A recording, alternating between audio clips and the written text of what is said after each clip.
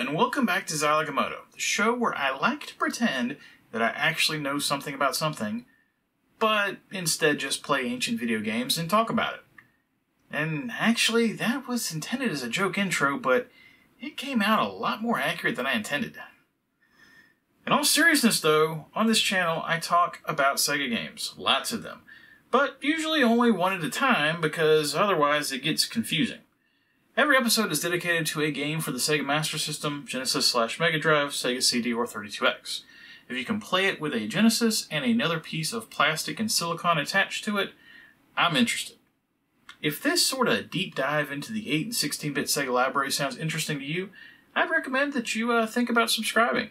And that way you'll know when new videos come out, which is usually about once a week. You know, unless I ran out of gas. I had a flat tire. I didn't have enough money for cab fare. My tux didn't come back from the cleaners. My old friend came in out of town. Someone stole my car. There was an earthquake, a terrible flood, locusts. Sorry, I slipped into Jake Blues there for a minute. But yeah, I don't always get videos out on schedule. Shit happens. So, subscribe. Okay, with all that silliness out of the way, let's get to the heart of this week's video, and that's actually going to be a release for the Master System for the first time in 8 episodes. And not only is it a Master System release, but it's actually a release that came to America, and wasn't one of the many European exclusives that are in the catalog. That game is Gangster Town, and it was released in August of 1987 in the United States, and in PAL regions that same year, before eventually getting a Brazilian re-release as well. However, you may have noticed that I didn't mention a Japanese release in that list, and that's because somehow, even though this is the 6th Light Phaser game that I've reviewed for the channel, I never picked up on the fact that the Light Phaser peripheral was never released in Japan. So there would have been no way to play this game on a Mark III natively.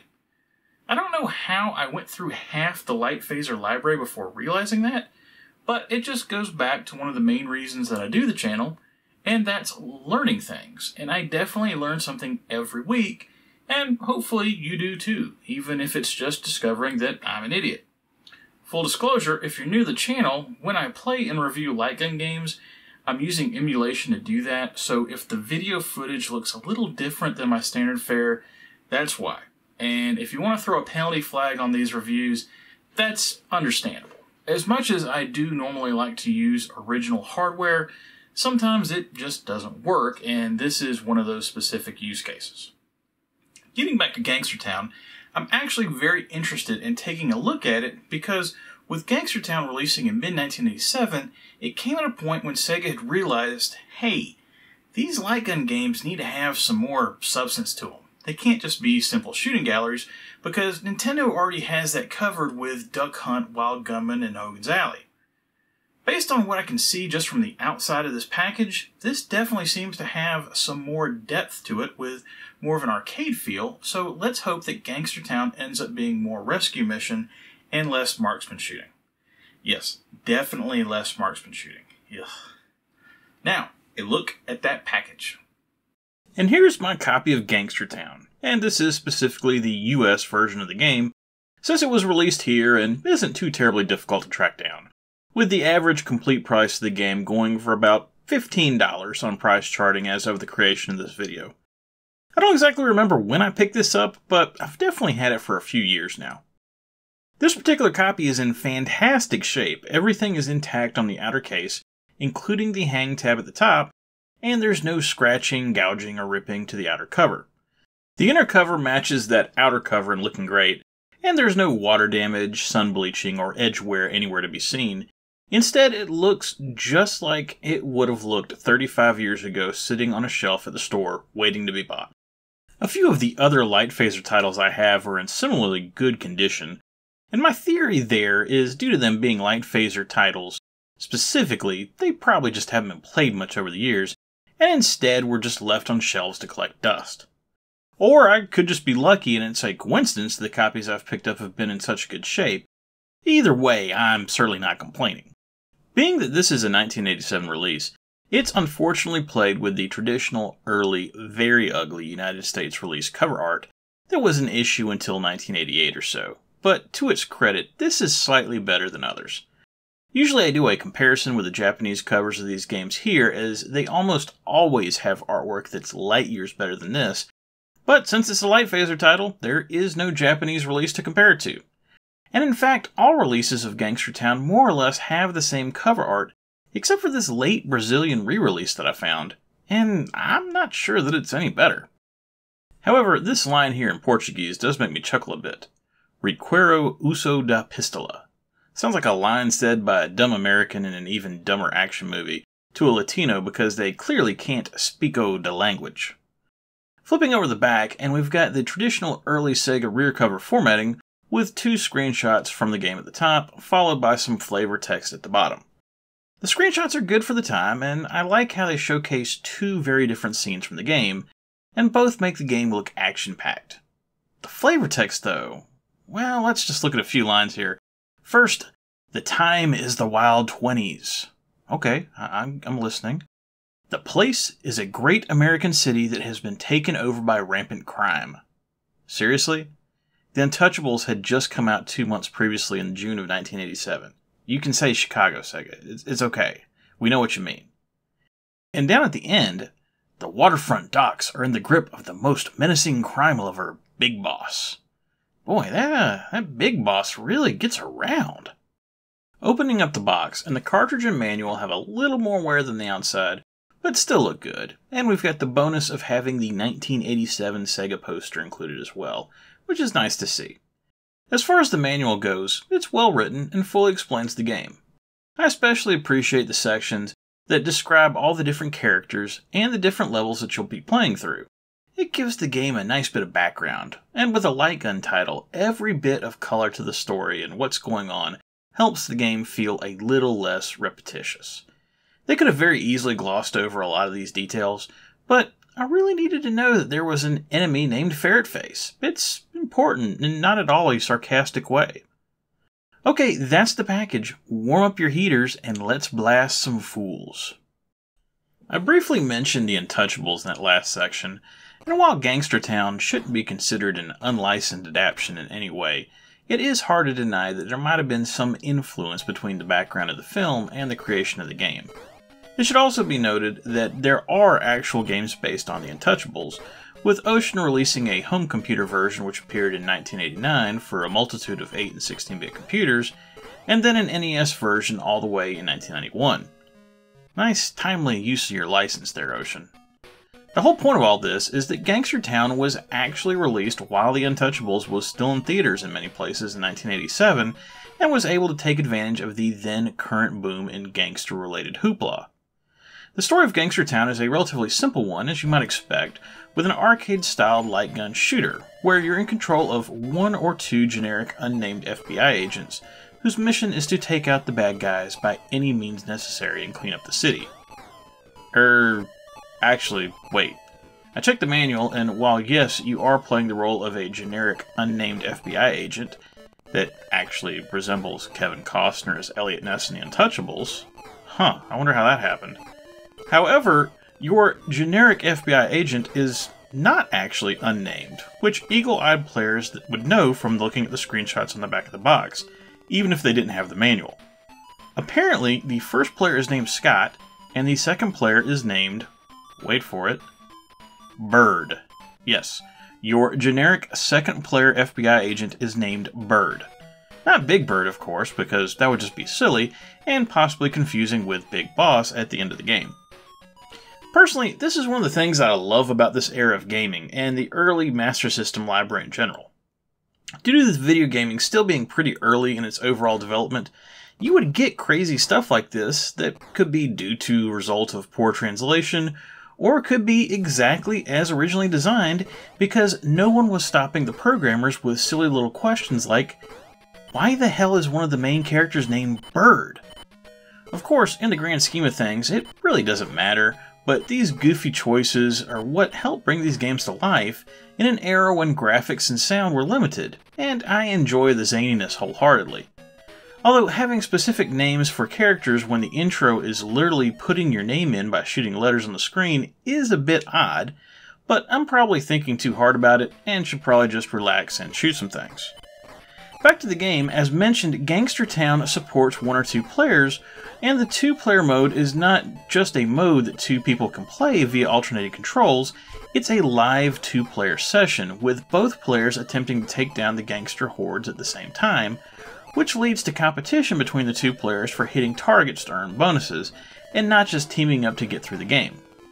I'm not going to say that Gangster Town is the first light gun game to have 2-player simultaneous modes like this, but coming out in 1987, it's certainly one of the earlier titles to attempt it, and it gives it a solid arcade feel, as in, when you play it, you can kind of see how games like Gangster Town set the stage for later arcade titles like Virtua Cop or Time Crisis. Of course, you'd have to have 2 light phasers to take advantage of this 2-player mode, but I could definitely see 2 kids hanging out, and with each having their own phaser. It's not too ridiculous a suggestion. Regardless of how many players you have, after an intro target practice scene to get you acclimated to your phaser, the goal is to make it through 6 scenes of shooting, which also includes 2 bonus scenes interspersed in the mix. With the exception of the mostly repeated street scene that's used for scenes 2 and 4, each of the scenes is unique and provides varying challenges to keep things interesting. The first scene especially is a fantastic introduction into the game and has you in a high-speed chase with the gangsters as you attempt to take out as many as you can in the drive into the city. The gangster's car wildly slides to and fro, and after a minute or so, a gangster-piloted biplane joins the mix, which means now you have to worry about bombs dropping on your head while still attempting to take out the clown car of gangsters ahead of you. After that first scene, you end up on a city street as the screen moves from left to right, and you have your hands full with gangsters that appear on the sidewalk on both sides, along with popping up in various building windows or even from manholes in the street, before eventually facing off with the level's boss, while still having to deal with gangsters from all angles. The next scene has you blasting through the gangster speakeasy, with the action moving both left and right a few times before another boss showdown. Then, after a slightly more treacherous trip through the city streets, you find yourself trying to survive a visit to the gangster's nightclub before finally ending up at the docks to hopefully make your way to Big Boss and end things once and for all.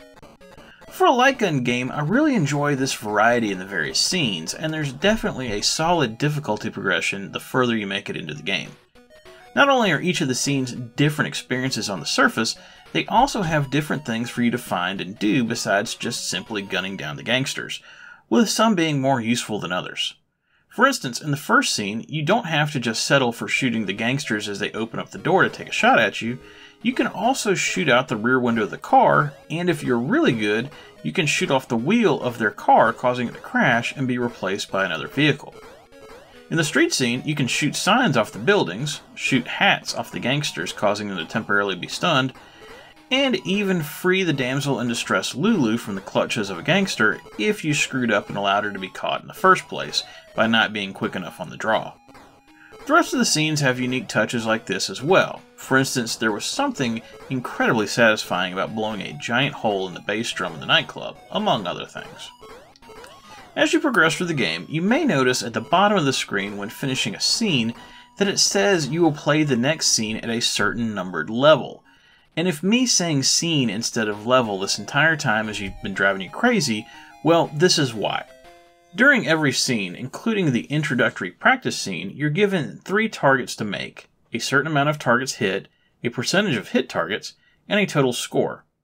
Hit all of those 3 targets, and you can increase your level going into the next scene, which allows you to have all of your health restored, and to have a heart added to your health meter.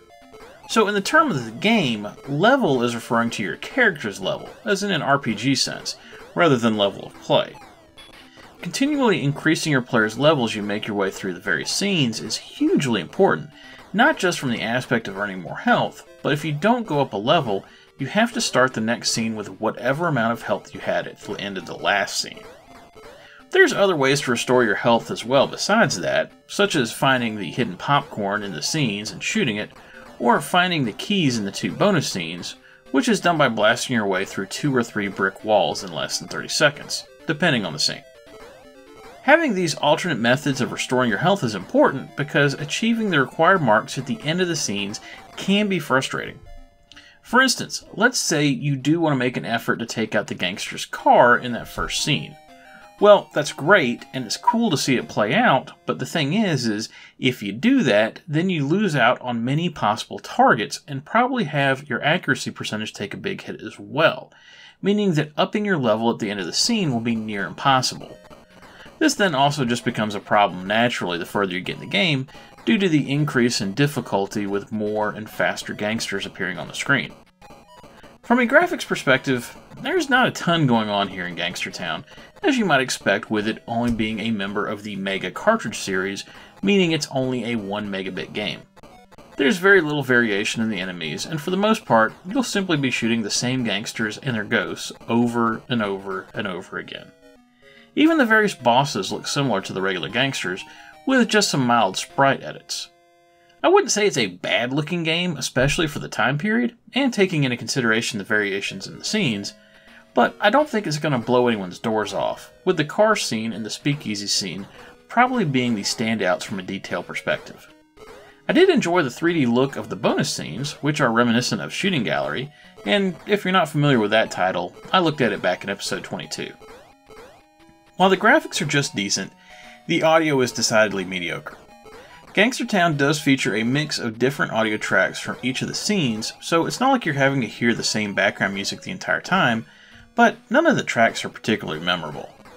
And even if they were, I don't know that it would matter because the constant sound effects from all the gunfire.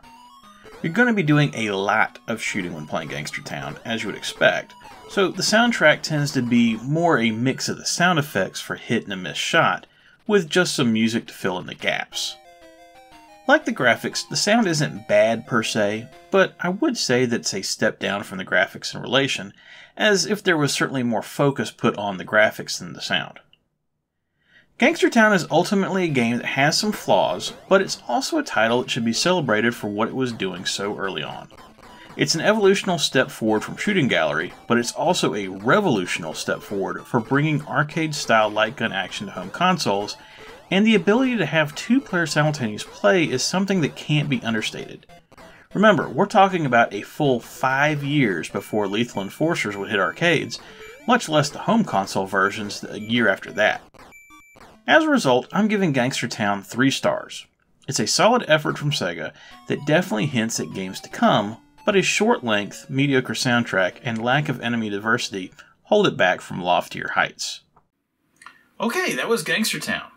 Playing these light gun games and getting the footage is always interesting, because it usually means messing around with trying to configure a new version of RetroArch, but this was a pleasant experience, and once everything was tweaked correctly, I really enjoyed being able to sit down for some somewhat mindless shooting action.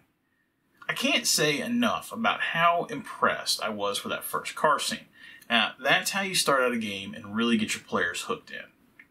Next week on Zilog and Moto, it's that Genesis Sports sequel that I'd put off for a week to mix things up with Gangster Town. I know, but all means all, and that means sports games too. This one, however, has an interesting twist to it that I can definitely say separates it from the previous title in the series that I looked at back in episode 40. Also, for those of you paying attention, the name of the game is probably going to be a bit confusing, as you might be scratching your head thinking, did I miss an episode?